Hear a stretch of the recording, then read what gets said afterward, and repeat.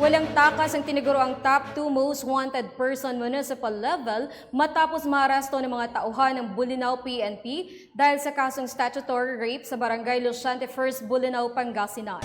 Ang kabuuan ng balita mula kay Patrolman Dennis Carenal.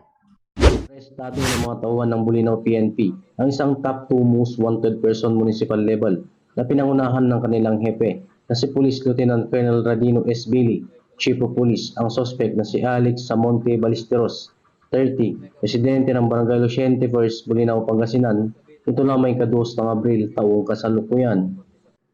Dakong alas 6 ng gabi nang maresto ang suspect sa bisa ng warrant of arrest sa kasong paglabag sa statutory rape. Ninagdahan Honorable Domingo Acosta Sanchez, Assisting Judge RTC 1st Judicial Region, Branch 55, Alaminos City, Pangasinan, at walang rekomendadong piyansa. Samantala, dinala ang suspect sa Bolinao MPS para sa tamang dokumentasyon at disposisyon. Ang tagumpay ng operasyon ay bunga ng magandang ugnayan ng mamayang pambansang pulisya para mas lalong mapaigting ang kampanya laban sa kriminalidad tungo sa maayos at ligtas na bagong Pilipinas. Mula dito sa Ilocos Region, ako po ang inyong Police News Network Correspondent, Patrolman Dennis Carenal, alagad ng batas, tagataguyod ng Balitang Pulis.